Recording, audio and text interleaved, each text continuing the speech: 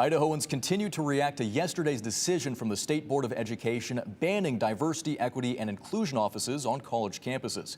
Aspen Schumpert joins us in studio. And Aspen, you gathered reactions from current and former University of Idaho staff members in these centers. Jude, although Boise State and Idaho State universities decided to close their DEI centers before the resolution passed, the University of Idaho waited to make their decision until after that resolution passed yesterday. Before spring semester, they will close 6 of their DEI centers, some of which have been on campus for decades. I can't think. I don't understand the good reason to remove those things. They're no kind of a threat. They're only a resource.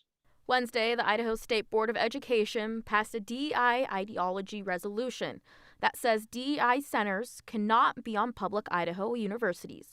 Boise State and Idaho State University already closed the doors on their DEI centers prior to the resolution passing. The University of Idaho says they will close the doors to their 6 different DEI offices before spring semester. My heart breaks. Mario Piles is the director of the Black and African American Cultural Center at U of I. He says the center was set to celebrate 3 years in January. We were just at the very beginning of making some wonderful inroads of building this community here, and to see it go away does break my heart. And yeah, I may not be crying right now, but internally I'm devastated. Why is it important that universities have resources like the centers we saw in the Equity and Diversity Unit? It's a question that I wish everyone would ask themselves. Students who do stay face all kinds of psychological harm, from levels of microaggressions to just blatant racism, and have no outlet and have no one who can connect with them and help them navigate those spaces. And that takes a toll on a person's heart, mind, and soul. And if the university doesn't provide real, tangible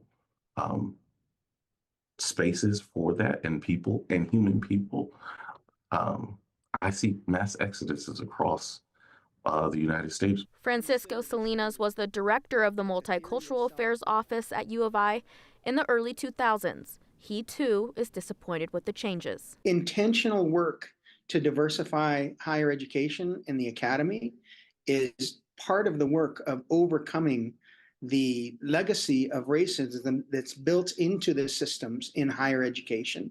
What you're basically doing is denying that kind of reality exists at all. The resolution intends to create student support spaces for all students and alludes that DEI centers are divisive.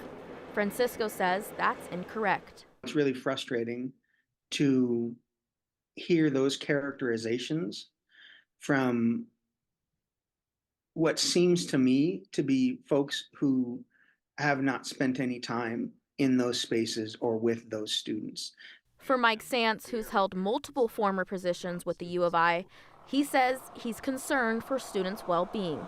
When you say you don't get a women's center, or you don't get a Black and African student center, you've done the damage by telling them they don't belong. Depression is a major problem. Anxiety is a major problem for students who are coming from these backgrounds to these new environments. Mario, Francisco, and Mike all say the damage is already done. These spaces and these resources for students is the acknowledgement that the isms of life are real and that they require resources and strategies.